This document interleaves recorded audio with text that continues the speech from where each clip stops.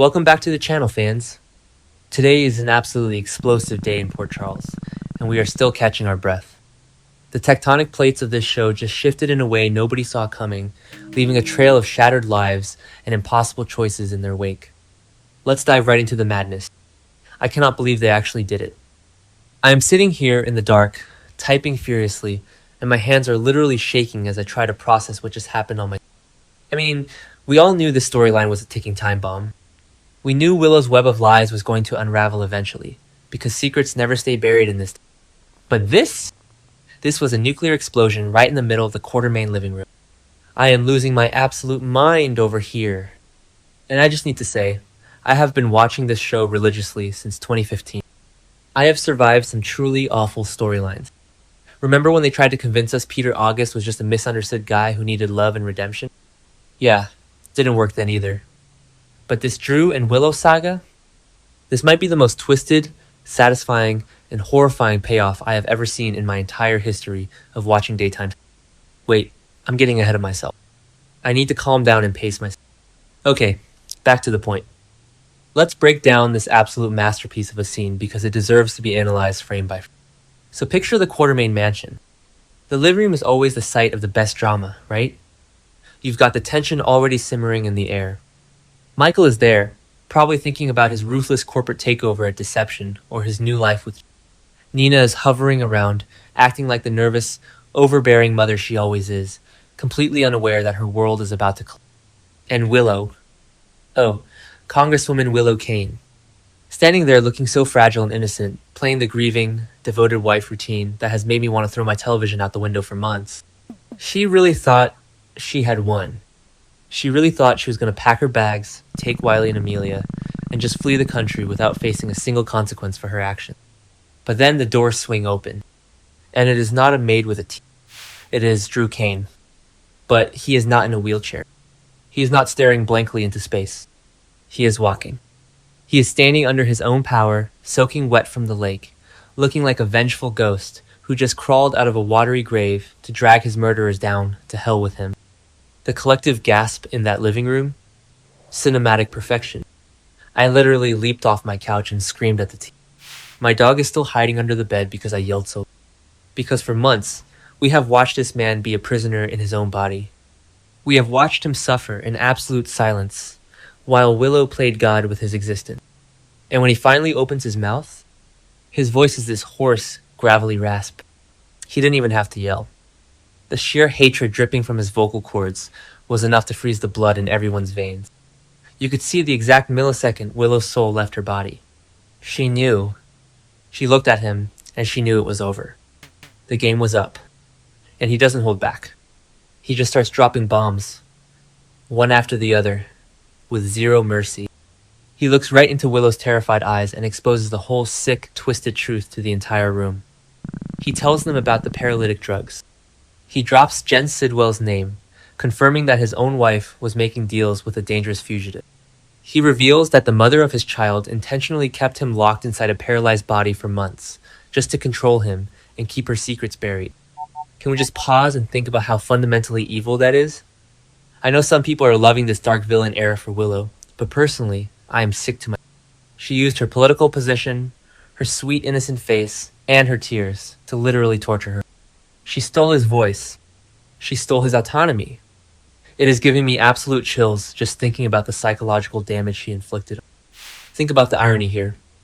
Willow escaped the Dawn of Day cult years ago because she wanted freedom from Shiloh's control, and what does she do? She turns around and becomes the ultimate controller. She became the monster she used to run from. Tracy Quartermain was right to compare her to Nell Benson a while back. Honestly, Willow is officially worse than Nell. At least Nell stabbed you in the front. Willow will hold your hand and cry for you while she secretly injects you with a paralytic. But wait, because the drama train does not stop there. Of course, Hurricane Nina has to insert herself into the chaos.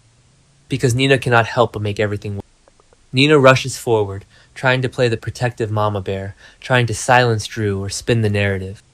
Drew, you're confused. You've been sick. You don't know what you're saying. Oh, Nina. You picked the wrong day to play the hero.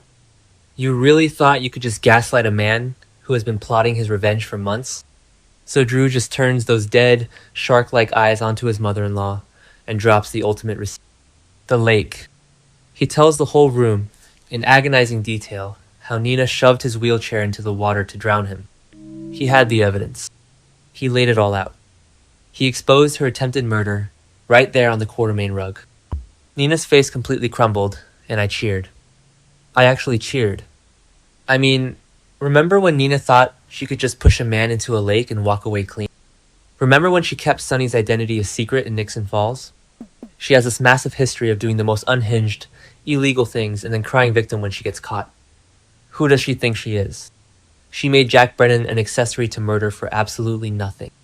Gio Palmieri saved Drew's life, and Nina's entire cover-up was exposed in front of everyone. The look of sheer panic on her face was worth the last 6 months of this agonizing story. She realized in that moment that she wasn't just going to lose her cushy job at Crimson, she was going to lose her freedom. And just when you think the scene has peaked and cannot possibly get any more dramatic, we hear the sirens. The PCPD bursts through the mansion doors. And it is glorious. Because Harrison Chase, the man who has blindly defended Willow this entire time, the man who literally arrested Tracy Quartermain just to protect Willow's honor, has to walk in and see this. The irony is so thick you could choke on it. Chase has been running around Port Charles acting like Willow is this pure, untouchable angel, and now he has to pull out his handcuffs and arrest her for drugging her husband and conspiring with Jen Sidwell. I kind of feel bad for Chase, but also, I kind of don't. Open your eyes, buddy. Willow literally collapses. She falls to her knees in front of everyone. She is sobbing, hyperventilating, begging for forgiveness. She is clutching at Drew, clutching at the air, looking for anyone to save her. The mighty Congresswoman Kane, the untouchable golden girl of Port Charles, reduced to a blubbering, pathetic mess on the floor as the Miranda rights are read to her. It was humiliating, and I savored every single second of it. I don't even care if that makes me sound vindictive. After what she did to Drew, she deserves every ounce of this humiliation. But you know what the absolute craziest part of this entire sequence was? Michael Corinthos, her ex-husband. The man who used to worship the ground she walked on. The man who fought so hard to build a life with her. He just stood there. He didn't flinch. He didn't look sad. He didn't try to intervene or call a lawyer for her.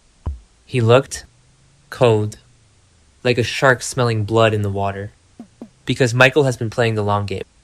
We have seen him acting like a ruthless corporate raider at Deception lately, completely confusing Jacinda with his sudden thirst for absolute power. But this is his masterpiece.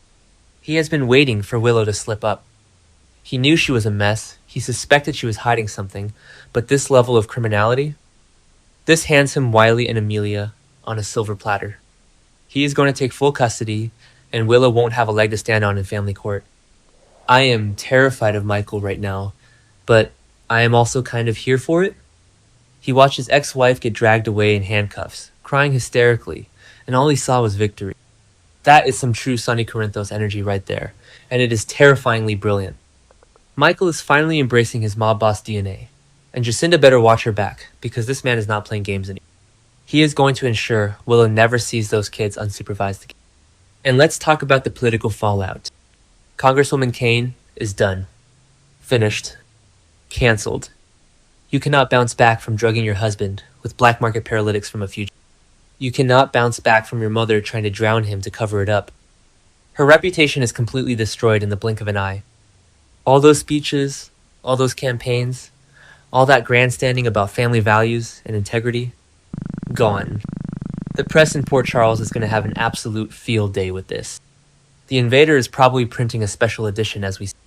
The Quartermain PR team is probably setting themselves on fire trying to figure out how to distance ELQ and the family name from this massive scandal.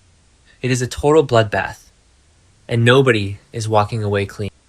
I can already see the headlines. It's going to be the trial of the century, especially since it ties directly into Jen Sidwell's criminal enterprise. So what happens next? Does Willow go to Pentonville? Or does she try to cut a deal and throw Nina under the bus? Because you know Willow will save her own skin if she has to. She has proven she has zero loyalty to anyone but herself. She might even try to claim she was manipulated by Sidwell, but Drew's testimony is going to bury her. And what about Nina? Is Jack Brennan going to go down with her? Or is he going to use his WSB connections to vanish before the PCPD can link him to the Lakins? And what about Drew? Drew is a changed man. This isn't the nice, accommodating guy we knew before he went to Pentonville the first time. This Drew is out for blood. He spent months trapped in silence, plotting his revenge, and now he is unleashing it. He is going to dismantle every single piece of Willow's life, and I am so ready to watch him burn her world to the ground. He has every right to be furious. I just hope he doesn't go too far and end up back in jail himself, because this new sinister edge he has is dangerous. I can't get over the pacing of this episode. They built this up for so long. We suffered through locked-in Drew. We suffered through Willow's fake tears and political grandstanding. We watched her manipulate everyone around her, and the payoff was actually worth it. Sometimes this show drags things out until we stop caring, but they nailed the landing on this one. Am I the only one who thinks this is the best episode of the year? I need a drink. Let me know what you guys think, because my mind is blown, and I am going to be rewatching this scene on YouTube for the rest of the week. Will Willow survive Pentonville, or is this the end of her story? Drop your wildest theories in the comments below, hit that subscribe button, and let's keep the conversation going.